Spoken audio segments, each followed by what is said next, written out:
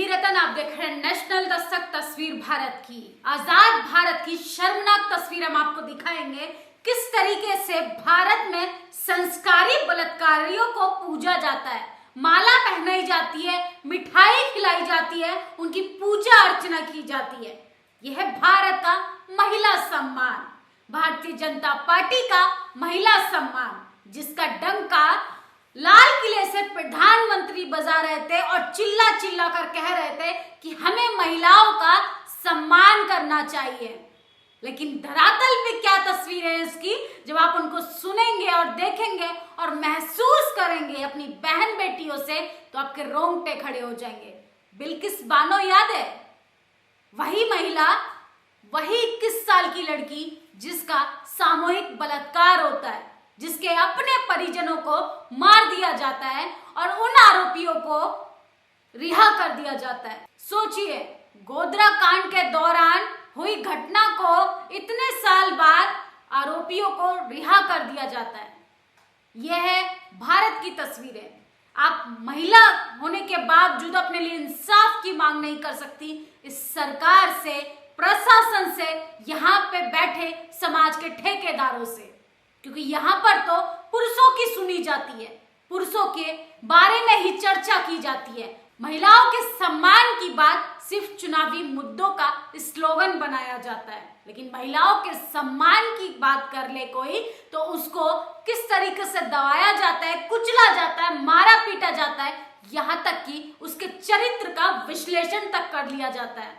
बिल्किस बानो की घटना को हम आपको संक्षेप में बताएंगे और महसूस करिएगा जरा इस घटना के एक एक शब्दों को। शायद आपकी मरी हुई आत्मा जाग जाए और आप एकजुट हो सड़कों पे उस 21 साल की महज महिला को इंसाफ दिलाने के लिए, जो 7 महीने की गर्भवती थी और उसका 11 लोगों ने मिलकर सामूहिक बलात्कार किया।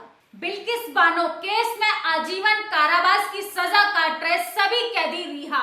गुजरात दंगों के दौरान वर्ष 2002 में हुए बिल्किस बानो का सामूहिक बलात्कार व हत्या मामले में उम्र कैद की सजा काट रहे 11 अपराधियों को स्वतंत्रता दिवस पर जेल से रिहा कर दिया। वहीं दूसरी ओर देश के प्रधानमंत्री नरेंद्र मोदी भाषण के दौरान अपनी लाइन में कहते हैं कि हमें महिलाओं का सम्मान करना चाहिए।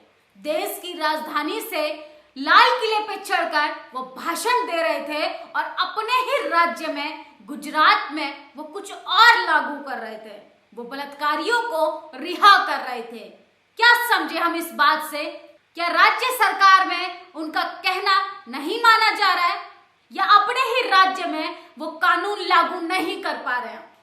ये कानून सिर्फ बहुजन समाज के लोगों पर चलता है, ये कानून किसी मुसलमान के घर पर बुलडोजर चलाने पे चलता है, ये कानून सिर्फ गरीबी की रोटी रोजगार पर चलता है।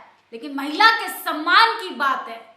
जो दावा कर रहे थे कि महिलाओं को हमें देवी मानना चाहिए, महिलाओं को हमें अपशब्द नहीं कहने चाहिए, भाइयों और बहनों, हमें महिलाओं के सम्मान की कदर करनी चाहिए।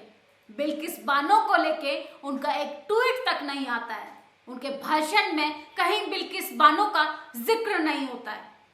जो सो कॉल्ड प्रोग्रेसिव सवर्ण समाज, मनुवादी समाज के लोग हैं, जो अपने आप को फेमिनिज्म हितैषी मानते हैं, महिला हितैषी मानते हैं, ह्यूमन राइट्स के हितैषी बनते हैं, कहाँ गए वो लोग? क्या बिल्किस बानो सिर्फ एक मुसलमान है, महिला नहीं? जो लोग बिल्किस बानो को मुसलमान समझकर मुंह पर चुप्पी लगाकर बैठे हैं, उनको महसूस करना चाहिए अपनी बहन बेटियों से शायद उनकी मरी हुई आत्मा जाग जाए और बिल्किस बानो को इंसाफ दिलाने के लिए सड़कों पर उतरे। 2002 में हुई घटना के आरोपियों को रिहा कर दिया जाता है। महिलाएं अपने आप को महफूज नहीं समझ सकती हैं। आजीवन कारावास के दौरान उनकी रिहाई हो जाती है। यह है भारत का जस्टिस, यह है डेमोक्रेसी और यह है कॉन्स्टिट्यूशन की बात करने वाले भारतीय जनता पार्टी के साम्राज्य गुजरात की स्थिति। सोचिए, यही गुजरात मॉडल है कि महिलाओं का बलात्कार करो, संस्कारी बनो, माला पहनो, मिठाई खाओ, ढोलक ढपली बजाओ। क्या यही है भारतीय जनता पार्टी के बलात्कारी जिनको संस्कारी कहा जा रहा है? तमाम मेन स्ट्रीम मीडिया इस मुद्दे को नहीं दिखाएगी। वो दिखा रही है कि ट्विंस टावर को तोड़ दिया गया। ट्विंस टावर किस जाति के लोगों का था, इस पर बात नहीं होगी और ना ही इस पर बहस होगी। उस इलीगल बिल्डिंग को कैसे लीगली परमिशन मिली, इस पर बात नहीं होगी, इस पर बहस नहीं होगी, इस पर जांच नहीं बिठाई जाएगी। तमाम सबूतों को मिटाने के लिए उस बिल्डिंग को गिरा दिया जाएगा। यह है भारत की तस्वीर है। जाति के आधार पे इस देश में इंसाफ मिलता है। जाति के आधार पर इस देश में डेमोक्रेसी की बात कर सकते हैं आप। जाति के आधार पर ही इस देश में सरकार आपकी सवालों को सुनती है। बिल्किस बानो का दर्द वो लोग महसूस नहीं कर पाएंगे जिस पर यह दर्द कभी गुजरा ही नहीं। सोचिए, एक 21 साल की महिला का रेप हो जाना, उसके अपने परिजनों की हत्या कर देना, और वो भी 7 महीने की गर्भवती महिला। दूसरी घटना आ रही है मध्य प्रदेश से। मध्य प्रदेश में एक सवर्ण समाज के व्यक्ति अरुण मिश्रा ने एक ओबीसी समाज की महिला के साथ दुष्कर्म किया, नाबालिग बच्ची के साथ बलात्कार किया और उसे मौत के घाट उतार दिया। 4 सितंबर को होने वाले बड़े जनसैलाब को आप मजबूत बनाइए और एकजुट होइए और ऐसे सवर्ण समाज के लोगों के खिलाफ आवाज उठाकर और इनके घरों पर बुलडोजर चलाने के लिए इकट्ठा हुई है। आखिर कब तक कमजोर लोगों पर ही बुलडोजर चलता रहेगा?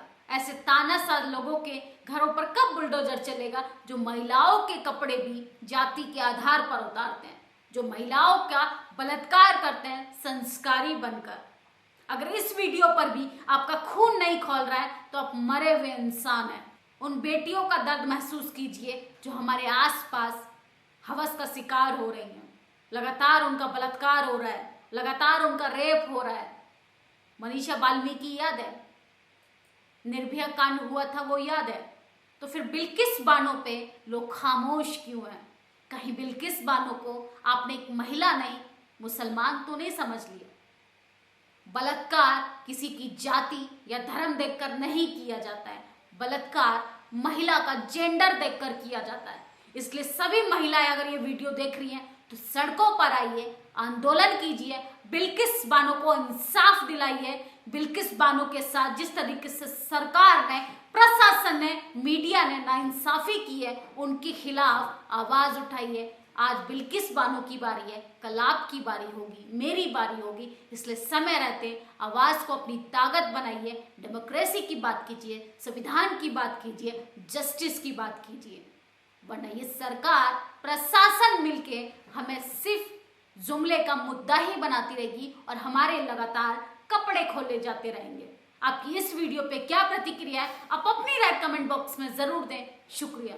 नेशनल दस्तक की आपसे गुजारिश है कि अगर इसको बचाना चाहते हैं तो नेशनल दस्तक को सब्सक्राइब करने के लिए रेड कलर के सब्सक्राइब बटन को दबाएं, फिर बेल आइकन की घंटी दबाएं। नेशनल दस्तक को बचाने के लिए बहुत जरूरी है कि हर खबर को शेयर करें, लाइक करें, कमेंट जरूर करें।